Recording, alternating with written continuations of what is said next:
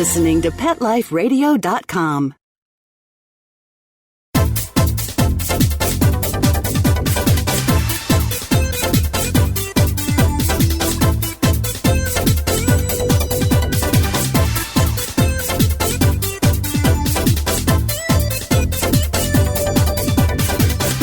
Hello! You're back on Animal Party Pet Life Radio with host Deb Wolf.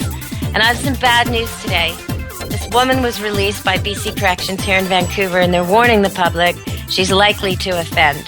Well, originally she got sent to prison, served her time, got probation because she had tortured and killed animals on videotape, cats and dogs, and commentated it, narrated it.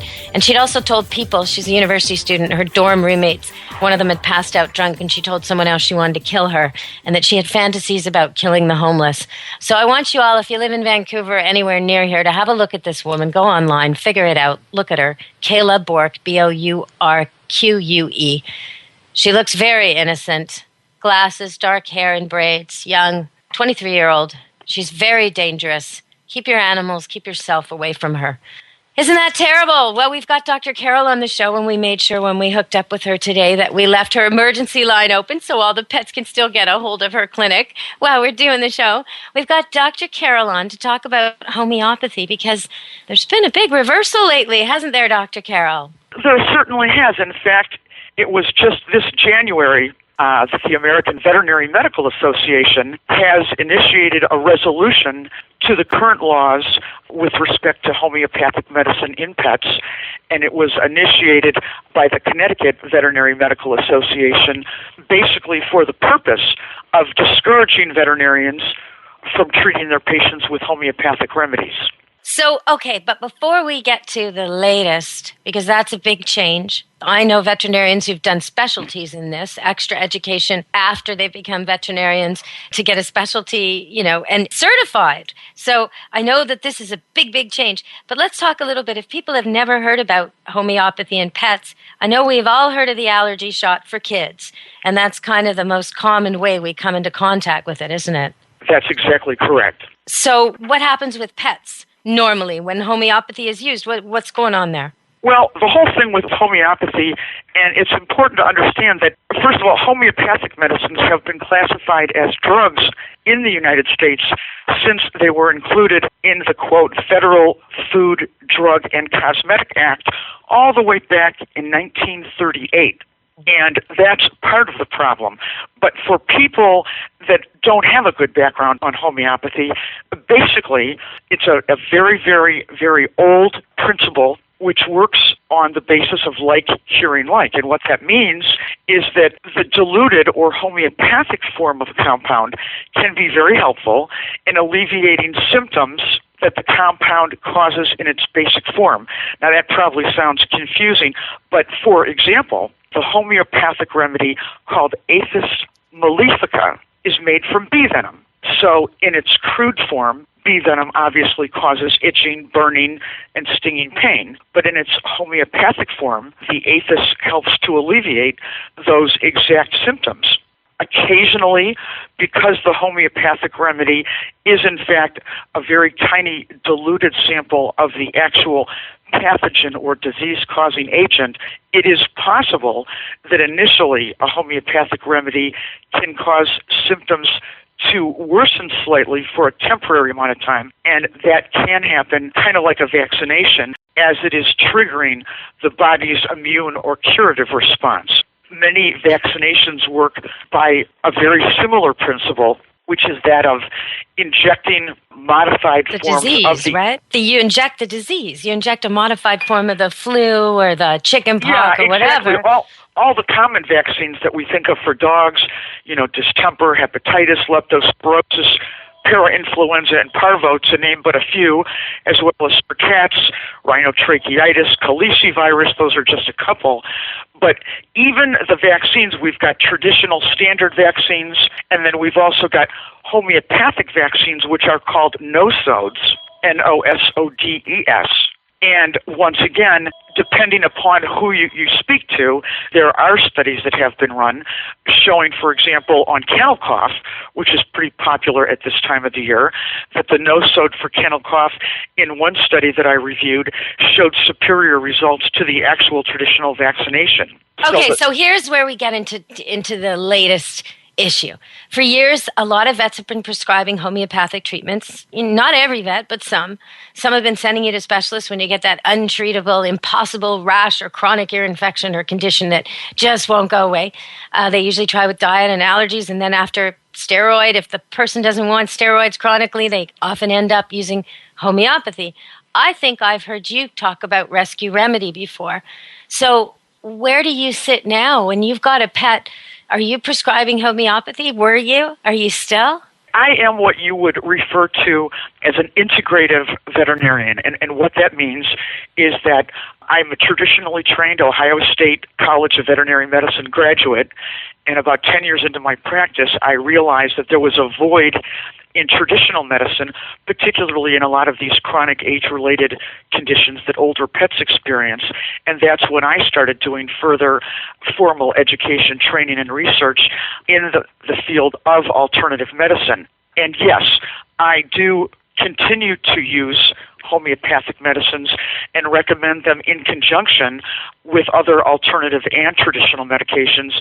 For example, Bach's Rescue Remedy is probably one of the oldest, most well-known of the homeopathic remedies.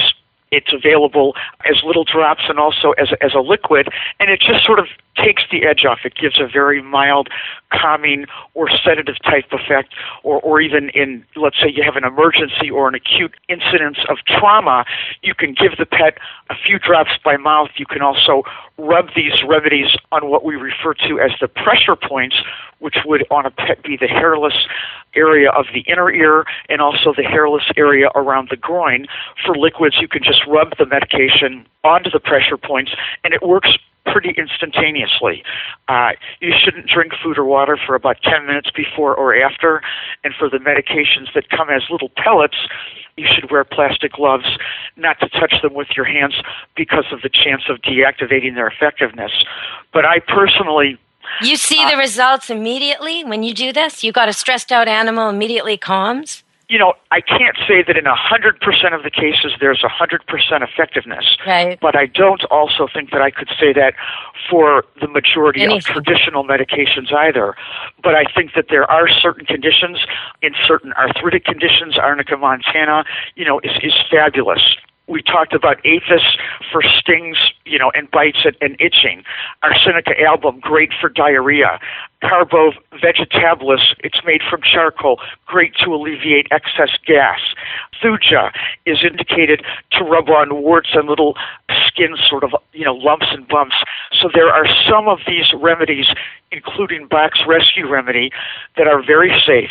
They have no adverse effects. And although the AVMA is focusing on the fact that scientific clinical trials with absolute proof of clinical effectiveness are lacking both in the human and animal world, the reality is that for hundreds of years, these medications have been successfully used both in and of themselves and along with other alternative and traditional medications. And the beauty is that the cost is minimal, the side effects are almost unknown, they either work or they don't work, and normally the effect is within less than an hour. Dr. Carroll, can you give out your information in case people want to contact you? And then we're going to go to a quick break and come right back. Well, I'm Dr. Carroll Osbourne. I'm available online at carolonpets.com or www.drcarroll.com. We also welcome pet lovers to call us. We offer answers to pet questions as well as detailed consultations. Our toll-free office phone is 1-866-Dr. which is 866-372-2765. All right, everybody, so stay tuned to Animal Party on Pet Life Radio. We'll be back with more on homeopathy and Dr. Carroll. Stay tuned.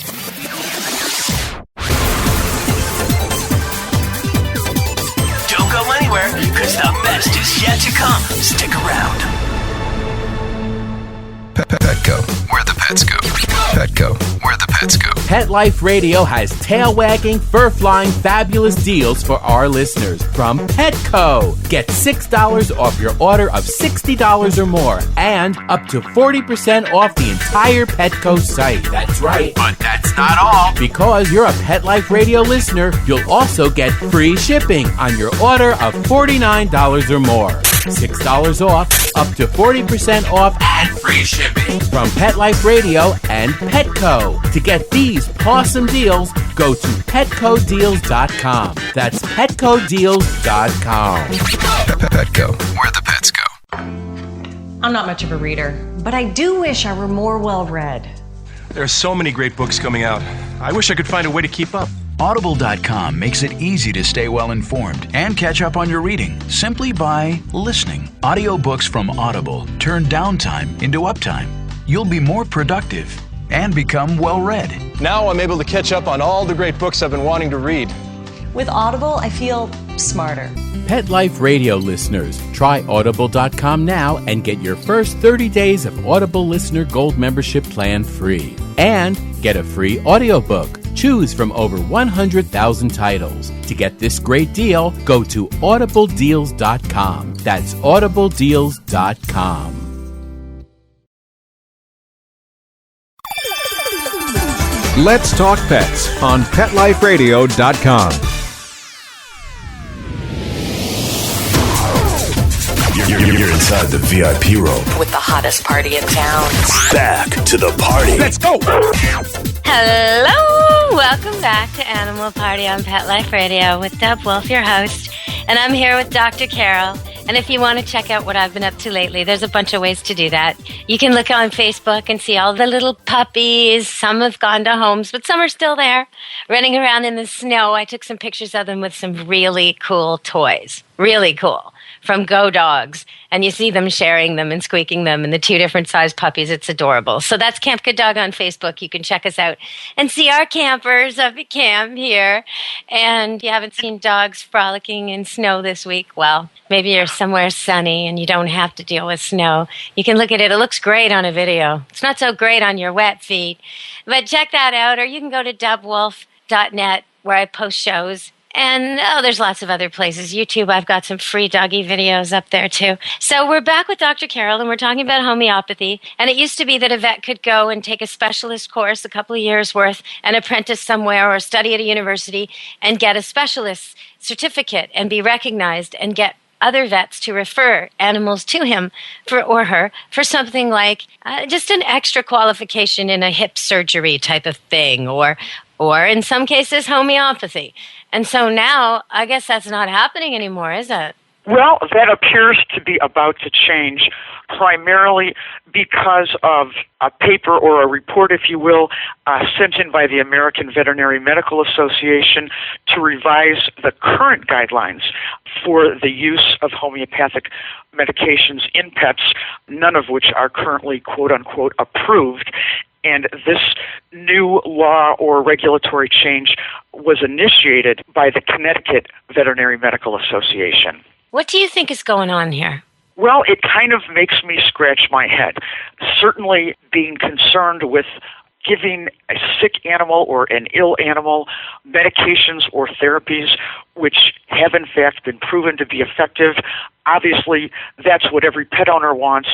And for most of us as veterinarians, we seek to offer our patients the very best treatments available that will provide the quickest relief from whatever condition they may be suffering from as quickly as possible. What they are trying to say now is that there is an absence of a, quote, substantial body of scientific knowledge, that they no longer recognize any type of homeopathic medication because it is a quote-unquote drug, and drugs require clinical trials with proven efficacy for the intended use of that specific drug, and those studies, which are very, very, very expensive to run, they feel currently are lacking, and they're taking use of those facts basically to try to discourage veterinarians and medical practitioners from using homeopathic medications at all. It seems to me like this is the drug companies trying to just make sure that the rules that were set up to keep them honest are applied to everybody so they have no competition from the smaller players. Well, not only is this going on in the United States, but this is a global initiative also involving the European Board of Veterinary Specialties, the British Veterinary Association, Australian Veterinary Association, and the Canadian Veterinary Medical Association did not take every point to heart, but they are also tweaking their current policies. In addition, they're using feeding pets raw meat-based diets as another quote-unquote antidotal report, saying that the bacterial pathogens present in raw meat, that the risk outweighs the potential benefit of feeding any kind of a raw diet to your pet. So they're trying to take this several steps to be a very encompassing type of guideline. And what they're trying to say, although they're not providing any exact proof, is that there is evidence that direct harm from homeopathic remedies does occur, yet in this 32-page report, there was not one single example that was provided, which kind of makes you scratch your head when you understand that the basics and principles of homeopathy pretty much match those of our current vaccination strategy, which is giving a small dose of the actual disease-causing agent, stimulates the body to produce protective substances that we refer to as antibodies that then build and boost immunity to fight off that particular agent.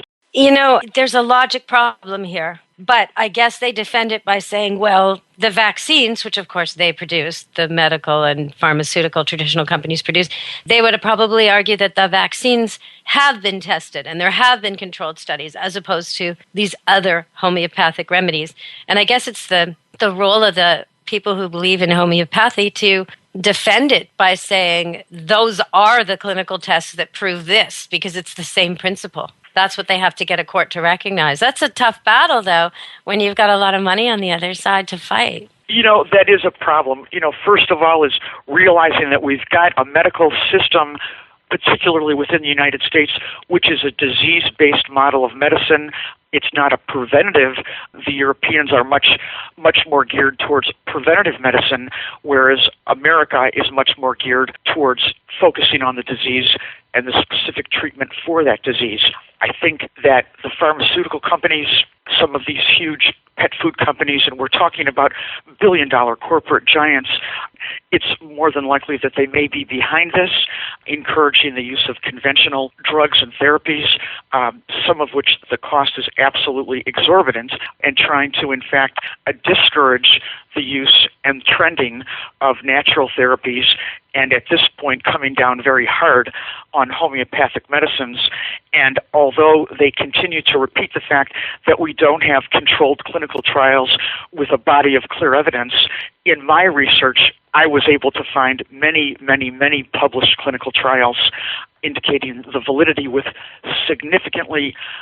very significant results, in the favor of the particular homeopathic compound in question. So it's a two-tier defense that, first of all, there are clinical tests on the products as we're talking about, but also that by extension, because the principle is the same, the very vaccines they are flogging and they've prove the point that homeopathy works. Because if it didn't work, the vaccines wouldn't work. So it should be arguable, but it's going to be costly and difficult. And I guess it was easier to attack it in the pet world than the human world, but I imagine it's going there next, or is already there, this battle. There are many battles currently going on right now, being passed or not passed, if you will, through legislation with respect to the field, if you will, of alternative therapies.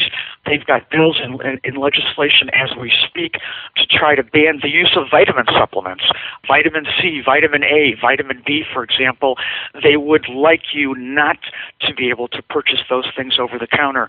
Glucosamine and MSM, two popular remedies for a variety of arthritis.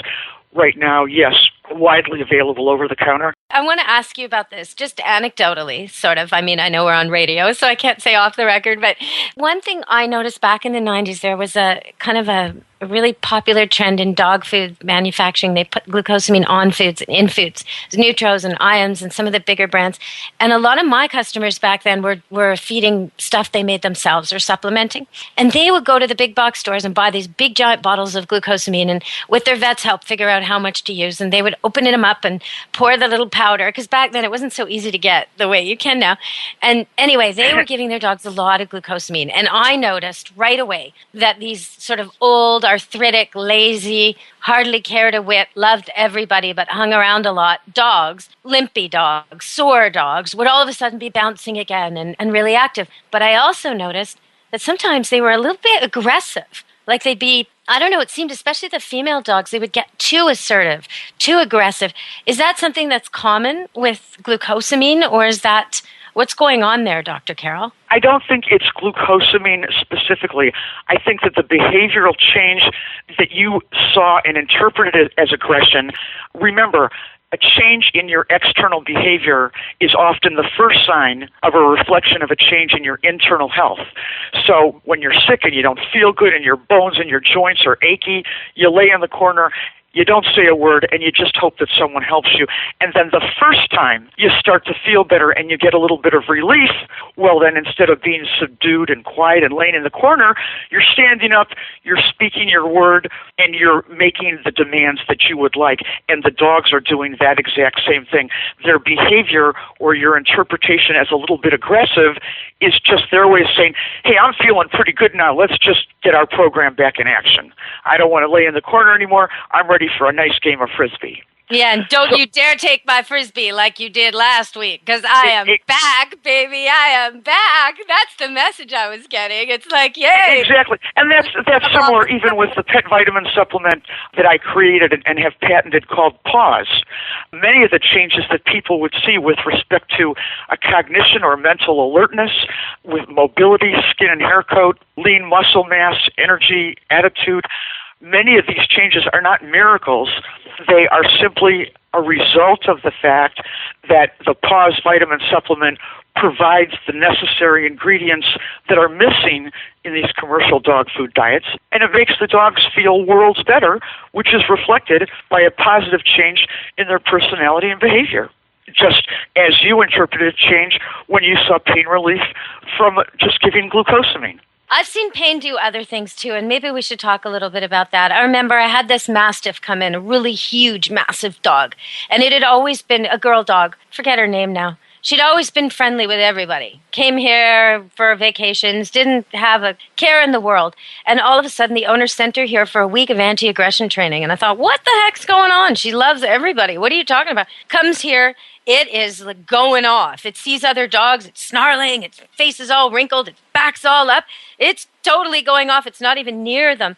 And I'm thinking, what is going on with this dog? Well, sure enough, I brought it out with some dogs it used to like, and I kept them away and leashed and held by others. And I could see its whole demeanor. It was just standing there, hoping no one would touch it. You could just see it was thinking, don't touch me, don't touch me, don't touch me. Just trying to shrink almost. And I told them, you got to take this dog to the vet. There's something wrong. And sure enough, it had a condition that made it experience pain through its whole body. Degenerative condition. I forget the name of it now. Nothing they could do about it except get it on meds quick. And it wasn't the dog's fault. It just hurt. Every time any dog bumped into her or touched her, it hurt. And no wonder, right? And so I think sometimes we ignore these things and we think, oh, she's just old and bitchy, or oh, that's bitchy twitchy, the cat, or that's just snarky, the dog. No, they're not supposed to be like that, right? That's exactly correct. And it's a great idea, a super topic, for another time, just the complete topic of aggression, why dogs are aggressive, what you can do, what your veterinarian can do, and understanding the different forms and types of aggression. And always when you see a behavioral change, the first thing you want to do is see your veterinarian and make sure that that behavioral change is not a result of some type of an internal medical problem. Once the internal health has been given the green light, so to speak, then if we still have problems with aggression, then it's time to see a professional behavioralist who can help you take the necessary steps to curb that. You know, and if you're sitting here thinking, oh, I don't want to run to my vet all the time with every little thing. Okay, well, there are resources out there. I've got some there's a cat owner's home veterinary handbook and a dog owner's from Deb Eldridge, but there's a whole bunch of them. You can do a rudimentary exam. You can check your dog's temperature. You can look in their ears. You can do a few things that'll kind of rule it out, because I'd say I can't believe how many times I run into a dog. I'm sitting at Starbucks. It comes up to me. I go to pet it. It turns its head abruptly, telling me, don't pet my left ear, please. And I look at the person like, don't you know he has an ear infection? And no, they don't. They had no idea. Well, eventually that dog's going to bite somebody who touches that ear, right? And that's a great example. One of the best things that a pet owner can do is take 5 minutes a day and really look at your pet. You know, look at his eyes, sniff his ears, make sure that there's no foul odor coming from the mouth. Take your hands and run them over your pet's body from top to bottom. Make sure there's no lumps or bumps, no irregularities. And whether you're checking for fleas or lice, other parasites, wounds, abscesses, and things like that, you can detect them quickly and then promptly address them with your veterinarian. And remember that an ounce of prevention is always worth far more than a pound of cure when your pet's health is concerned. You know, when we talk about that, okay, so ear infection is the most common thing that I get. Okay, the next common thing I get when I'm out and about and I meet dogs or dogs checking in here and I think, don't you know, the next one is something to do with the grooming. Like they've got mats behind the ears that are tangled so badly that they're pulling the skin off, and there's blisters and there's old sores and there's dried itchy spots, or same thing on the groin area. Some kind of grooming thing that the people, nails are too long, something like that. And then the third thing I get most often is the dog where they go, oh, don't go near his mouth. His breath stinks. You know, well, why does his breath stink, right? That's a big question they should be asking, right? Well, that's a big thing. It's also another one of those little stumbling blocks for a lot of these older pets, because the veterinarians that require full general anesthesia, some of these pets are, 10 to 15 years old. Well, sure, it's great to have clean teeth, but in certain cases, the risk of anesthesia outweighs the benefit of the potential dental. Well, hang on, everybody. We're going to go to a commercial break, and we're going to come back and tell you what to do. If you've got an old dog or cat and you don't want it going under, but it does have a stinky mouth, Dr. Carol will tell you what to do. Stay tuned to Animal Party on Pet Life Radio with Deb Wolf. Don't leave this party before it's over, because the best is yet to come. Only losers leave the party early anyway. Party on. Back in a few. Every pet is unique. Maybe they're gray in the muzzle, yet young at heart. Maybe they're growing out of the puppy stage and into their paws and ears. Or maybe they're just trying to maintain a more girlish figure. At PetSmart, we have the right food for your pet at a great value for you. PetSmart. Be better together. Go to PetSmartDeal.com and save up to 30% on awesome gifts for the pets and pet people in your life. Toys, collars, leashes, PetSmart gift cards, treats, and more. Go to PetSmartDeal.com today. PetSmartDeal.com. Dyson. The new Dyson Animal Vacs are powerful bagless upright vacuums for homes with pets. Air muscle and radio root cyclone technology generates the strongest suction power to powerfully remove dust, dirt, and pet hair from the home or car. To order your Dyson Animal Vac, go to DysonDeals.com. DysonDeals.com to order your Dyson Animal Vac today. Dyson. Music to your ears. Hi, this is Tim Link, host of Animal Rights on Pet Life Radio. Join me as we feature interviews with best-selling pet-related authors, award-winning writers, journalists, and bloggers. And we'll tell stories about the animals and interesting topics about the animals in our lives. Each of the interviews will give you a first-hand knowledge about why the authors and writers chose a particular story, what the featured animals meant to them, and what has become of those animals that we've talked about. And of course, I'll also share stories from my own books, blogs, articles, and experiences. So be sure to join me and the writers and authors on Animal Rights. every week on demand, only on PetLifeRadio.com.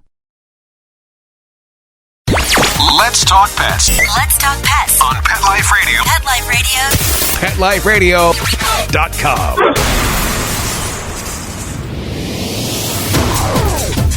You're inside the VIP room. With the hottest party in town. Back to the party. Let's go. Hello, we're back on Animal Party with Pet Life Radio, and I'm your host, Deb Wolf. And with me now is Dr. Carol, and she's about to tell you if your dog's breath stinks. Now, okay, some breeds have stinkier breath than others, poodles in particular. They don't shed a lot. There's a little bit of an odor there. You got to know your dog. But if all of a sudden your dog stinks more than usual, not good, right? That's exactly correct. And there's so many easy ways that you can maintain your pet's oral hygiene so that the teeth, the gums, the dental health is what it should be. Whether you brush the teeth once a day, there are a variety of pet toothpaste available through the veterinarian, online, as well as over the counter. There are also a variety of rinses and gels that are quite effective and help quite a bit. And there are also dentals that can be given. The laws vary from state to state, but certain veterinary technicians offer anesthesia-free dentals, and they even come to your house to provide that service for your pet. So pet owners need to check the laws. You can Google that and look from state to state, see what the laws are in your state, and think twice before putting a senior pet under anesthesia for something that's not absolutely critical. Now, I sort of talked about grooming a little bit. If your dog or cat does not like being groomed, that's a problem. That's because you didn't do it enough when it was young, or it's got serious mats and tangles and it hurts. So you may need to send it out for one professional groom first, maybe. But usually, if you work cornstarch in, you just get it from the grocery store and work it in really, really well with the mats and brush it out carefully. You do it a little bit at a time. You don't go for the cat's underside or bum until you've got a lot of trust. Same for the dog. You go for the parts they offer you. You go the pressure they offer you. You end before they're fed up, and you do it often until they're letting you groom them. That's how you teach a cat or dog to be groomed. I actually had a really funny incident with one of my cats the other day. I have a two-sided brush, and he likes the spiky hard side, but my daughter likes to use the soft side, and so she was brushing him all over with the soft side, and he actually grabbed the brush out of her hands, flipped it over, and put it back in her hands like, hey, I like the spiky side. And then he starts rubbing against the spiky side at the pressure he likes, which is much harder than she likes, just to say, you know what, do it rough, do it rough. Cats and dogs should want to be brushed, and you should want to brush them, right? You know, that's exactly right. I mean, at a very minimum, most healthy dogs, remember, they shed twice a year in the spring and the fall. Remember that skin disorders, dietary imbalances, as well as hormonal fluctuations all affect hair growth and shedding cycles. For people that have dogs with very long, thick hair coats, and you're not able to see the groomer every 4 to 6 weeks and keep that skin and hair coat in proper condition, consider just having your pet shaved. It makes, for example, a golden retriever kind of look like a Labrador retriever. You use a blade called a 7F, and the F stands for finishing. They come out, they look really cute.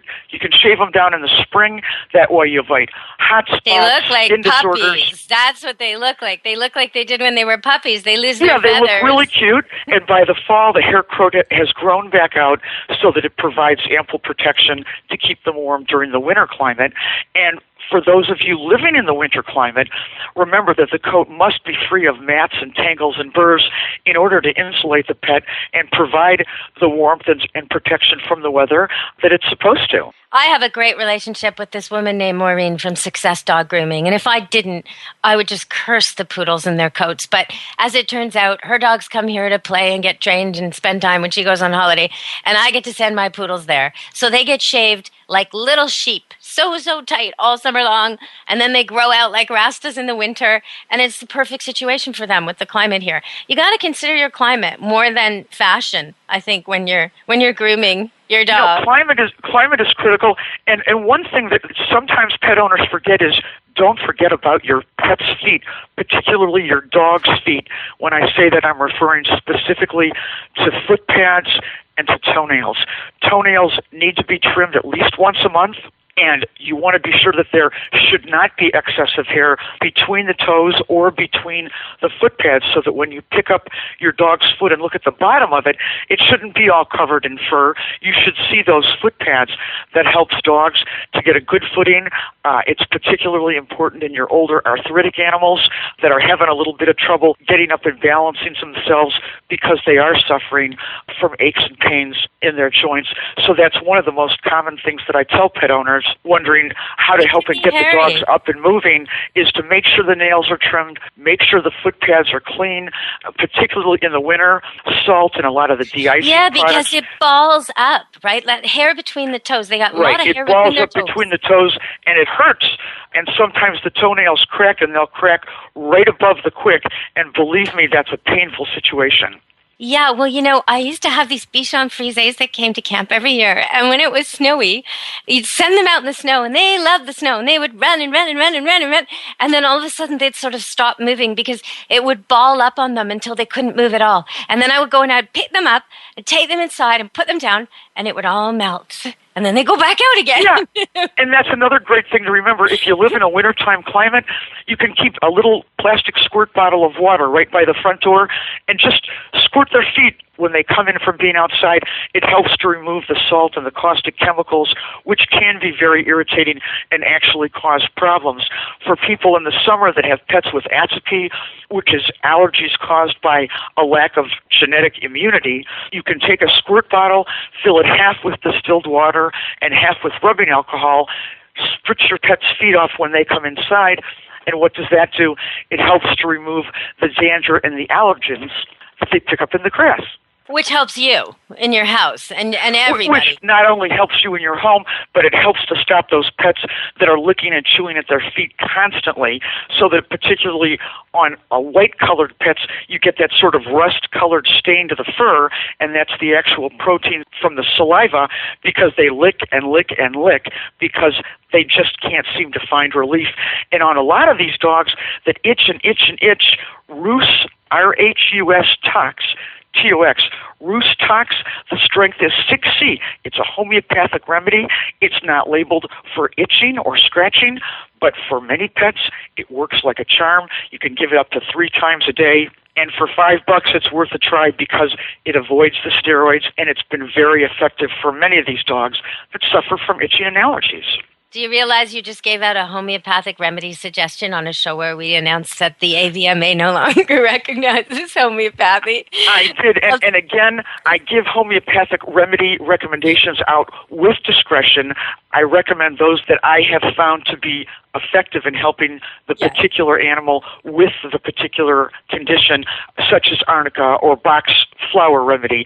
Those remedies are just, in my opinion, absolutely wonderful, extremely cost-effective, and you've got nothing to lose from trying them. One of the things you mentioned was about hair loss, and I want to say that it's true, the thing about the pet shedding twice a year in most climates.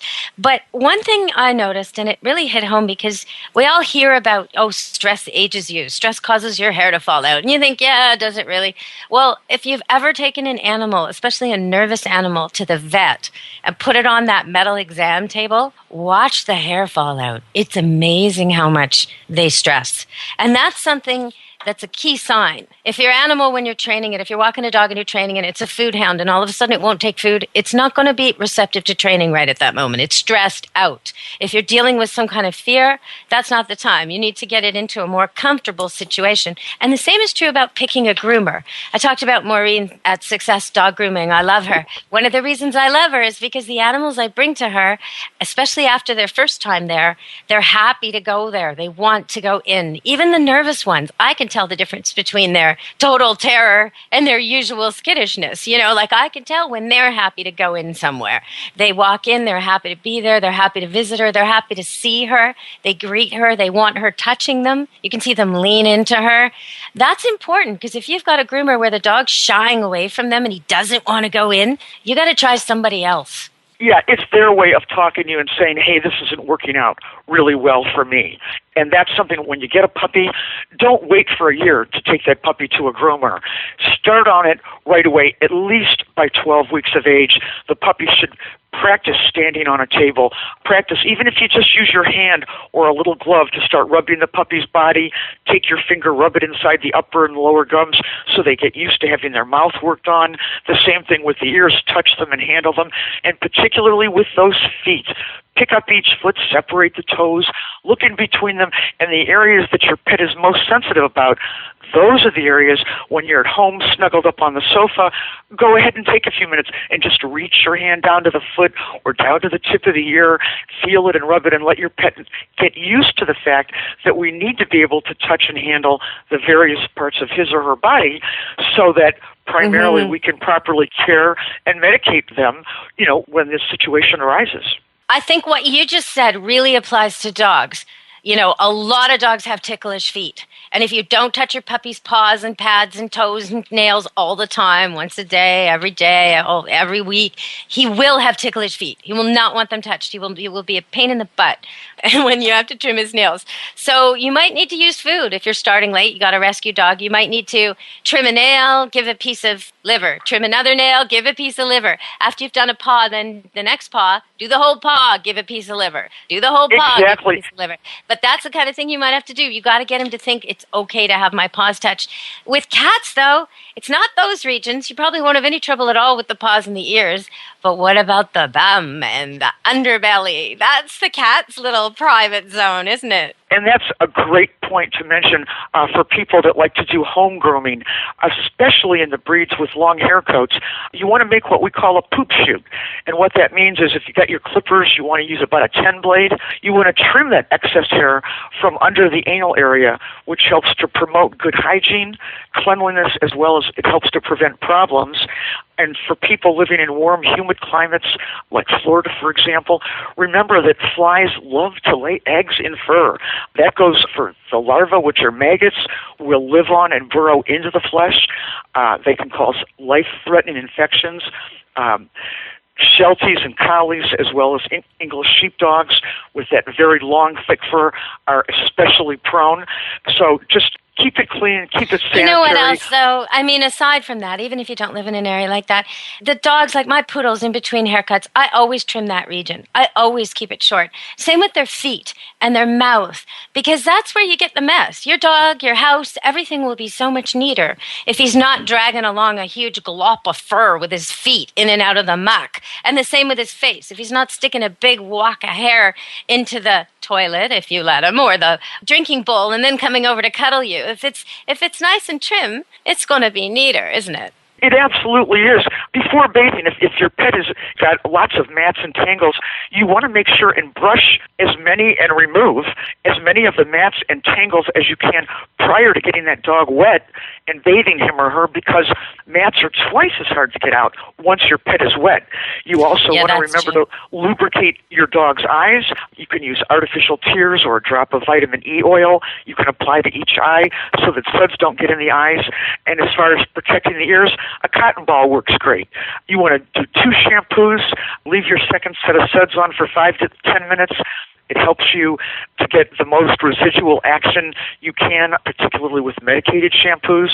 And if you use a conditioner, use it sparingly and make sure that the final rinse is squeaky clean. You know, one thing I like to do is I take my old car brushes, the ones I used to brush off the snow, and I nail them so they're going up and down ways, and I put them next to the doors outside.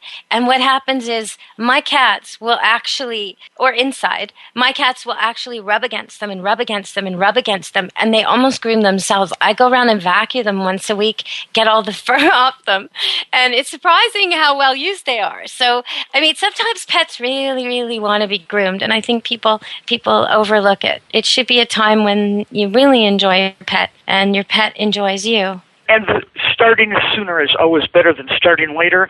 That applies to cats as well as dogs.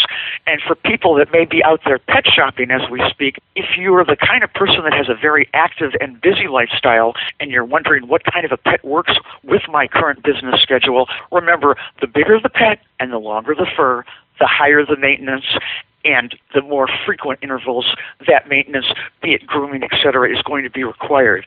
So choose your breed based on several factors, personality being first in my book, but don't forget all the things that are required to maintain that particular animal, and grooming is one of the big ones to remember. Yeah, grooming is a big deal. I'm not sure I agree so much on that generalization about size, though, because when I think of the tiny, what they call teacups, which is so unfortunate, they are really costly, and they need a lot of care. They're just too small for life. And then I think of, they have all these special toy needs and special toy issues, breathing issues and medical problems. And then I think of the difference between like a medium poodle and a standard poodle. I actually think the medium poodle requires a lot more. The standard poodle's more of a go run hard and then lay around the house kind of a dog than the medium poodle who's sort of peppy. But I see what you mean about the grooming. The grooming is probably half again the cost for the bigger guy. So the cost is... It's a function of how much hair there is and how much time it takes with respect to larger dogs, requiring more. Just something to think about. For example, your pet gets sick, you go into the veterinarian, and we give out antibiotics, which are dosed based on body weight. Once again, the more you weigh, the bigger the dose of antibiotics you would require, and hence the larger your bill is going to be that particular day at the veterinarian. So when I was relating cost as a function of size, for sure. That's kind of from a veterinary standpoint. And food also, I guess, and then the ease of which you can ask people favors for things. But I also find there's a temperament thing. Like, to get someone to look after your easygoing Labrador Retriever is going to be easier than your barkaholic Jack Russell. So size doesn't always matter. Attitude matters too, right? In my opinion, as a pet owner as well as a veterinarian for over 20 years, personality is the number one most important factor when it comes to what's essential for a pet. I just cannot overemphasize the value of a great personality. And personalities vary with the breed, which is why in some cases going to your local shelter is a great choice. A lot of these mixed breed dogs are so happy to have a new home. One thing I want to add about mixed breeds is for years I was saying that, and I used to have to say anecdotally because I had no proof. When you meet a mixed breed, what you see is what you get. If you see a dog that looks mostly lab and it has webbed feet and a round mouth and floppy ears and a solid color and he fetches like a lab and he walks like a lab and he swims like a lab, he's going to be mostly lab. Well, I was talking to Dr. Stan Korn on a show about this very thing, and he said, you know what? The facts are finally in. They've got scientific studies to back it up, that in mutts, literally what you see, both with temperament, though, as well as looks. You have to actually observe the dog for a while. But what you see is what you got. The signs come out in the visual. They did the genetic testing of the dog, and then they compared, and and so I'm so relieved to tell people that, because you can go to a shelter and know what you're getting. Okay, everybody, we've been talking to Dr. Carol. You got her numbers earlier. You can find her, Dr. Carol, or you can listen to shows with me and Dr. Carol on this network, Pet Life Radio. We're going to come back and do another one on aggression. How about aggression and fear? Let's do a show on that, because people always want to make a big distinction between them, and I think that's like trying to divide up the colors in a rainbow. They're all on the same spectrum, but we'll talk about aggression and fear. They do indeed, and in fact, behavioral problems, primarily those related to aggression, are some of the leading causes of why these pets are euthanized. So that's a great topic that we can cover in a future segment. Okay, everybody. Happy New Year from me, Deb Wolf, Dr. Carol. We'll be back on a future show. Be good to your animals. Let's Talk Pets, every week on demand, only on PetLifeRadio.com.